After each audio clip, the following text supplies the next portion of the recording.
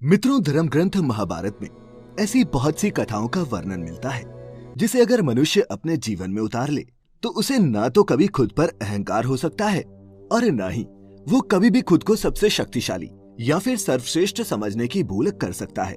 आज की इस वीडियो के माध्यम से हम आपको महाभारत से जुड़ी एक ऐसी ही कथा के बारे में बताने जा रहे हैं। इस कथा के माध्यम से हम जानेंगे कि जब महाभारत युद्ध में पांडवों को विजय मिली तो पांचों पांडव स्वयं को विजय का श्रेय देने लगे, अर्थात युद्ध में विजय प्राप्त करने के कारण पांचों पांडवों को अपने बल पर अहंकार हो गया था।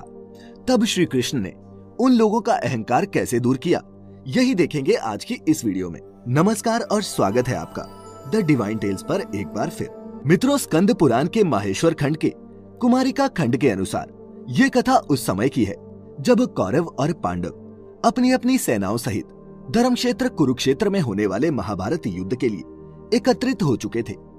दोनों ही शिविरों में इस बात की चर्चा हो रही थी कि कल से शुरू होने वाला युद्ध कितने दिनों में समाप्त होगा और इस युद्ध में कौन विजयी होगा। उधर इस बात की जानकारी जब घटोत्कच के पुत्र और भीम के पौत्र बर्बरीक को मिली तो वो अपनी मां से युद्ध में शामिल होने की आज्ञा लेकर कुरुक्षेत्र के मैदान में पांडवों के शिविर में पहुंच गया। वहां पहुंचकर बर्बरीक ने सबसे पहले भगवान श्री कृष्ण को प्रणाम किया और फिर बारी बारी से पांचों पांडवों के चरण छुए।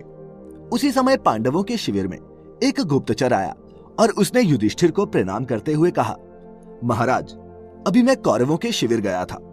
वहां मैंने सुना कि राजकुमार दुर्योधन अपने पक्ष के महारथियों से पूछ रहे थे कि कौन सा योद्धा कितने दिनों में सेना सहित पांडु पुत्रों का वध कर सकता है। जिसके बाद सर्वप्रथम आप लोगों के पितामह और कौरव सेना के प्रमुख सेनापति भीष्म ने कहा कि वह आप पांचों भाइयों और आपकी सेना को एक मास में समाप्त कर सकते हैं। फिर गुरु द्रोणाचार्य ने कहा कि मैं सेना सहित पांचों पांडवों को 15 दिन में समाप्त कर सकता हूँ। इसके बाद अश्वत्थामा ने कहा कि वह आपके पांचों भाइयों और आपकी सेना को 10 दिन में नष्ट कर सकते हैं और अंगराज कर्ण की बातों पर विश्वास करें तो वो आप सभी को केवल 6 दिनों में सेना सहित मार सकते हैं। गुप्तचर की ये बातें सुनकर युधिष्ठिर चिंतित हो उठे और उन्होंने गुप्तचर को शिविर से बाहर जाने को कहा। फिर जब गुप्तचर चला गया तब युधिष्ठिर ने अपने चारों भाइयों से पूछा कि अनुज, तुम लोग होने वाले इस युद्ध को कितने दिनों में समाप्त कर सकते हो। अपने ज्येष्ठ के मुख से ऐसी बातें सुनकर चारों भाई एक दूसरे को देखने लगे। उन लोगों को यह समझ नहीं आ रहा था कि इस प्रश्न का क्या जवाब दें।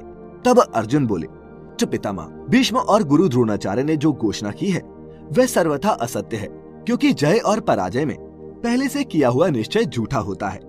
आपके पक्ष में जो भी वीर योद्धा युद्ध के लिए रणभूमि में जाने वाले हैं, इनमें से एक वीर सारी कौरव सेना का संहार कर सकता है। हे ज्येष्ठ, हमारे पक्ष के योद्धाओं के डर से कौरव और उनकी सेना इस प्रकार भाग जाएंगे जैसे सिंह के डर से मृग भाग जाता है।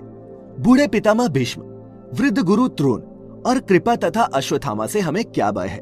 फिर भी यदि आपके चित्त को शांति नहीं मिल रही तो मैं आपको बता दूं कि मैं अकेला ही युद्ध में सेना सहित समस्त कौरवों को एक ही दिन में नष्ट कर सकता हूँ। उधर अर्जुन के मुख से ऐसी बातें सुनकर शिविर में मौजूद घटोत्कच पुत्र बर्बरीक से रहा नहीं गया।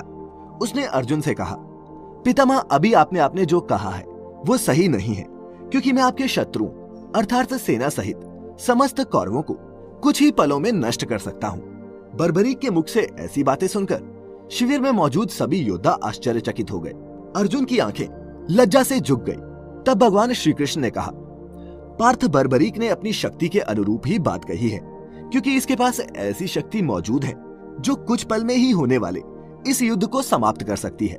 फिर भगवान श्री कृष्ण ने बर्बरीक से कहा, हे वत्स, भीष्म, द्रोण और कर्ण जैसे महारथियों से सुसज्जित कौरवों की सेना को तुम इतना शीघ्र परास्त कैसे कर सकते हो? तुम्हारे पास ऐसा कौन सा अस्त्र है? कृपा करके हमें भी बतलाओ। तब बर्बरीक ने भगवान कृष्ण से दोनों हाथ जोड़ते हुए कहा, प्रभु, आप जो मेरे तरकश में ये 3 बाण देख रहे हैं, इन्हीं बाणों की सहायता से मैं पल भर में अपने शत्रुओं को नष्ट कर सकता हूँ। तब श्री कृष्ण बोले, हे पुत्र बर्बरीक, मैं कथनी पर विश्वास नहीं करता, मुझे प्रमाण चाहिए। तब बर्बरीक ने कहा, हे प्रभु, आप ही बताइए कि मैं आपके सामने खुद को किस प्रकार प्रमाणित करूं। इसके बाद श्री कृष्ण शिविर में मौजूद पांचों पांडव, भीमपुत्र घटोत्कच और बर्बरीक को एक ऐसे स्थान पर ले गए जहां पीपल का एक विशाल पेड़ था। वहां पहुंचकर श्री कृष्ण ने बर्बरीक से कहा, बर्बरीक, ये पीपल का पेड़ देख रहे हो? इस पेड़ में जितने भी सूखे पत्ते लगे हुए हैं वही तुम्हारा लक्ष्य है। अगर तुमने इन 3 बाणों से इस लक्ष्य को भेद दिया तो मुझे तुम्हारी वीरता पर कोई संदेह नहीं रह जाएगा। भगवान श्री कृष्ण की बातें सुनकर बर्बरीक ने कहा, आपकी जैसी आज्ञा प्रभु। फिर उसने अपने तरकश से लक्ष्यों को चिन्हित करने के लिए एक बाण निकाला और धनुष की प्रत्यंचा पर चढ़ाकर उसे पीपल के पेड़ पर छोड़ दिया। पल भर में ही वह बाण उस पीपल के पेड़ में मौजूद सभी सूखे पत्तों को चिन्हित कर तरकश में लौट आया। उस बाण के वापस आते ही बर्बरीक ने जैसे ही उन पत्तों को काटने के लिए अपना दूसरा बाण तरकश से निकाला, उसी समय एक चिन्हित हुआ सूखा पत्ता धरती पर आकर गिर गया, जिसे भगवान श्री कृष्ण ने अपने पांव के नीचे छिपा लिया।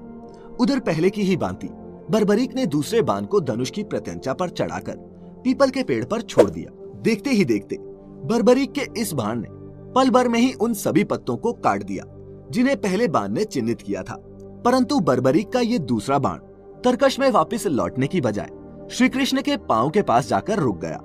ये देख बर्बरीक ने श्री कृष्ण से कहा, हे प्रभु, आपने मेरे द्वारा चिन्हित पत्ते को अपने पांव के नीचे छिपा रखा है। कृपा कर अपना पांव हटा लीजिए, क्योंकि मेरे ये बाण अपने लक्ष्य से कभी नहीं चूकते।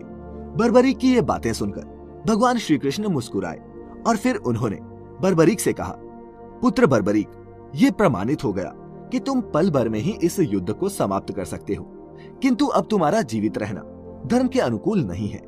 ये सुन घटोत्कच सहित 5 पांडव हैरान रह गए। फिर युधिष्ठिर सहित सभी पांडव श्री कृष्ण के समीप आए और उनसे बोले, हे वासुदेव, आप ये क्या कह रहे हैं?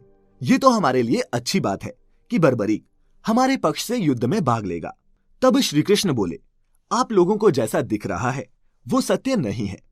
अर्जुन बोला, तो फिर सत्य क्या है वासुदेव? तब भगवान ने जवाब दिया, आप लोगों को सारी सच्चाई बर्बरीक ही बताएगा। फिर श्री कृष्ण के कहे अनुसार बर्बरीक ने सच बताते हुए कहा, पितामह, प्रभु श्री कृष्ण सही कह रहे हैं, क्योंकि मैंने अपनी माता को वचन दे रखा है कि जो भी पक्ष इस युद्ध में निर्बल होगा मैं उस पक्ष से युद्ध करूंगा। ये सुन भीम ने कहा, हे वासुदेव, शक्ति की गणना के अनुसार तो इस युद्ध में हमारा ही पक्ष निर्बल है, फिर आप ऐसा क्यों कह रहे हैं? तब श्री कृष्ण भीम से बोले, हे मजले भैया, शुरुआत में आपका पुत्र बर्बरीक तो आपके पक्ष में होगा, लेकिन अगले ही पल जब कौरवों का नाश हो जाएगा तो ये आपके विरुद्ध खड़ा हो जाएगा और कौरवों की तरह आप सभी का भी विनाश कर देगा। भगवान श्री कृष्ण के मुख से ऐसी बातें सुनकर बर्बरीक ने उसी क्षण उनके चरण पकड़ लिए और कहा, हे प्रभु, अब आप ही बताइए मैं क्या करूं? तब श्री कृष्ण ने बर्बरीक को अपना शीशदान अर्थात प्राणदान देने को कहा। ये सुन बर्बरीक ने अपने दोनों हाथ जोड़ते हुए कहा, भगवान, मेरी एक इच्छा है कि मैं भी इस युद्ध में शामिल हो सकूं और अपनी आंखों से इस युद्ध को देख सकूं। ऐसे में अब आप ही बताइए कि मेरी इच्छाओं का क्या होगा? तब भगवान श्री कृष्ण ने बर्बरीक को अपने दोनों हाथों से उठाते हुए कहा, वीर बर्बरीक, मैं तुम्हें वचन देता हूँ कि तुम्हारी युद्ध देखने की इच्छा अवश्य पूरी होगी, लेकिन इसके लिए तुम्हें अपना शीश दान करना होगा। बर्बरीक ने जवाब दिया, प्रभु आपकी जैसी आज्ञा। फिर उसने अपने तरकश से एक बाण निकाला और उसे संधान करते हुए ऊपर की ओर छोड़ दिया। देखते ही देखते पल भर में ही उस बाण ने बर्बरीक का सिर धड़ से अलग कर दिया, जो श्री कृष्ण के चरणों में जाकर गिर गया। उधर बर्बरीक के शीश को कटा हुआ देखकर 5 पांडव और घटोत्कच शोकाकुल हो गए। फिर भगवान श्री कृष्ण ने बर्बरीक के शीश को अपने हाथों से उठाया। उसी समय आकाश में देवी जगदम्बिका प्रकट हुई और उन्होंने वासुदेव को प्रणाम करते हुए बोला, हे वासुदेव, क्या आज्ञा है? तब श्री कृष्ण ने कहा, हे देवी, बर्बरीक के शरीर को अमृत से सींचने की कृपा कीजिए, ताकि वीर बर्बरीक का ये शरीर अजर अमर हो जाए। भगवान का आदेश पाते ही देवी ने उस कटे हुए शीश को अमृत से सींचकर अजर अमर कर दिया और स्वयं अंतर्ध्यान हो गई। फिर बर्बरीक का कटा हुआ शीश भगवान कृष्ण से कहने लगा, प्रभु आप धन्य हैं, आपकी कृपा से मैं इस युद्ध को अपनी आंखों से देख पाऊंगा। अब ऐसा लगता है कि मेरा जीवन सफल हो गया। इसके बाद भगवान कृष्ण ने बर्बरीक के उस कटे हुए सिर को कुरुक्षेत्र मैदान के बगल में स्थित एक पर्वत की चोटी पर अपनी दिव्य शक्ति से स्थापित कर दिया। उसके बाद भगवान कृष्ण ने बर्बरीक के कटे हुए सर से कहा, हे शीशदानी, हे वीर बर्बरीक, तुम पर्वत की इस चोटी से कल से शुरू होने वाले धर्म युद्ध को देखोगे और तुम ही एकमात्र इस युद्ध के साक्षी रहोगे। तुमसे ही आने वाली पीढ़ी इस धर्म युद्ध की कथा जान पाएगी।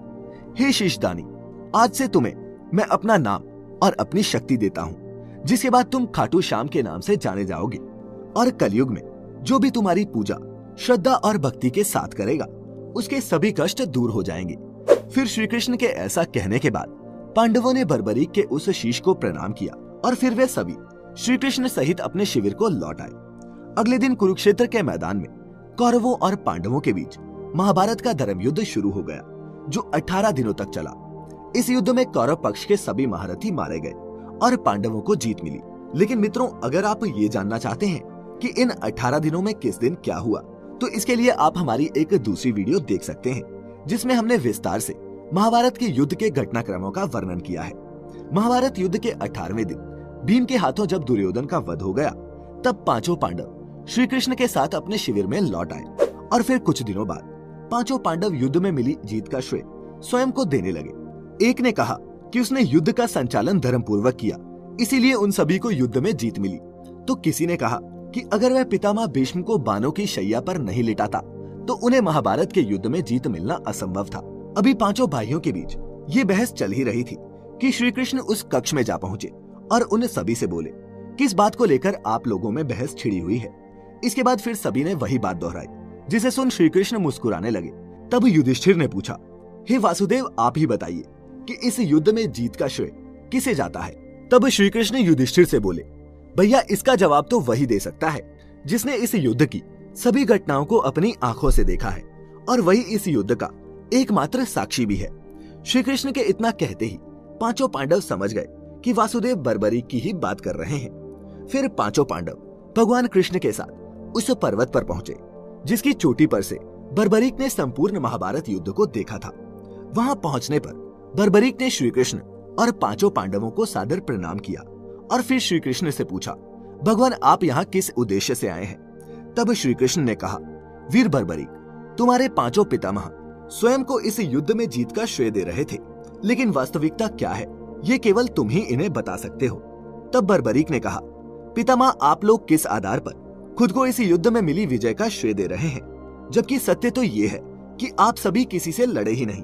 वास्तव में तो युद्ध मेरे प्रभु श्री कृष्ण कर रहे थे। उन्होंने ही ये युद्ध लड़ा जिसमें ये खुद ही जीते भी और खुद ही हारे भी। बर्बरीक की बातें सुनकर पांचों पांडवों का सर लज्जा से झुक गया। फिर युधिष्ठिर श्री कृष्ण से बोले, वासुदेव, हमें क्षमा कर दें, हम सभी को अपने अपने बल का अभिमान हो गया था। अब हम जान गए हैं कि इस युद्ध में जो भी हुआ वो आपकी मर्जी से हुआ। इसके बाद वे सभी अपने महल को लौट आए। इसीलिए कहा जाता है मित्रों कि मनुष्य को कभी भी किसी भी चीज का अभिमान नहीं करना चाहिए, क्योंकि हम तो सिर्फ एक कठपुतली हैं उस परम परमेश्वर परमात्मा के हाथों। तो उम्मीद करता हूँ मित्रों कि आपको खाटू श्याम जी की ये कथा पसंद आई होगी। अगर पसंद आई हो तो इसे ज्यादा से ज्यादा लाइक और शेयर करें। साथ ही ऐसी और भी पौराणिक कथाओं के लिए अभी सब्सक्राइब करें the divine tales YouTube channel. और अगर आप हमारी कोई वीडियो मिस नहीं करना चाहते तो उस घंटी के निशान पर दबाकर नोटिफिकेशंस भी ऑन कर लें। फिलहाल आज की वीडियो में इतना ही। अब हमें इजाजत दें। आपका बहुत बहुत शुक्रिया।